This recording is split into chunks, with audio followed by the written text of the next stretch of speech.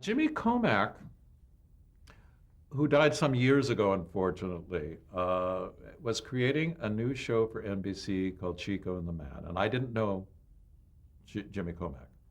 My agent, Larry Grossman, God love him, said, I hear they're looking for an art director for Chico and the Man.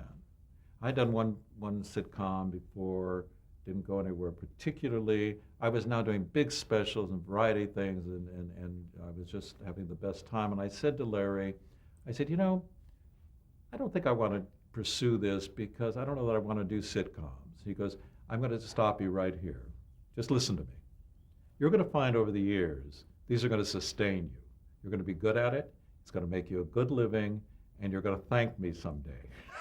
Boy, was he right. So I said, okay, I'll go in and see. And so I got the script and went on in to meet Jimmy Comack, who had, I knew him as an actor in those days. He had been in Damn Yankees on Broadway and in the movie, and he was just a comic, stand-up comic, and just the most ingratiating, alive kind of guy. And we had a wonderful meeting, and I know he had seen many big established art directors for the show, and I'd read the script and absolutely adored it. It was just a charming, neat, funny story. And so I went in and we had a great interview. And I remember I said to him, the set has to be all the natural, I was so pretentious, the natural colors, it has to be the garage and stuff, but it needs some poetry. It needs a little blue shining through. It needs a little orange. It needs a little glow. It needs a little something. And because I think there's a warmth here. I remember the conversation.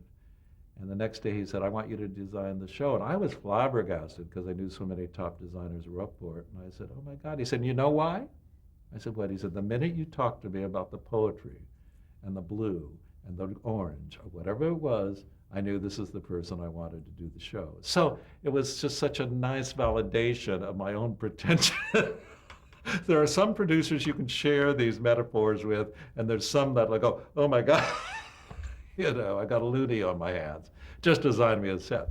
But that worked out great. And then we started a relationship. I did Chico and the Man. Then we went on to Welcome Back Kotter together. And Jimmy hired me, I believe, for every pilot and production he did for the rest of his career. So it was a wonderful run of successful shows. I mean, Chico became the #1 comedy on the air within 3 weeks after it came on. It was a great process because I had this idea. Again, I have a second story fixation or something. Wings, Chico and the Man, Murphy Brown, so many of my sets, my sister Sam, have sets that go up a big stairway and have a balcony or something. Things that you only see like one. If Jimmy Burrows is director, you see him every show because Jimmy is one of those that you put it out there, he's going to use it. Many times they are architecturally difficult for a sitcom, for the action to accommodate.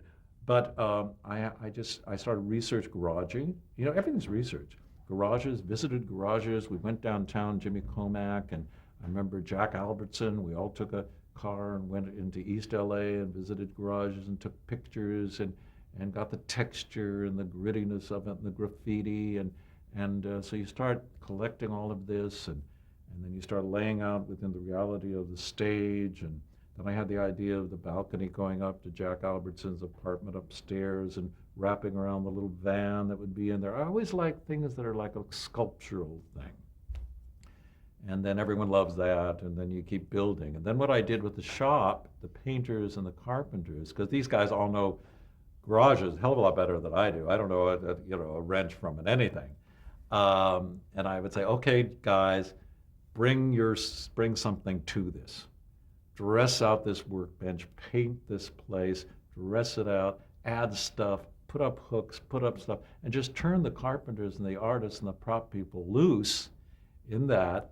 But they had a ball, just to give it that layer of reality and texture and stuff. So it was like this little idea that then just kind of bloomed. And it was like the most thrilling night. It was the first time I'd done a pilot, sit in the audience of NBC, and when the pilot was over, the audience jumping to their feet and screaming and giving it a standing ovation. I've just never to this day had that quite. Frasier, that happened.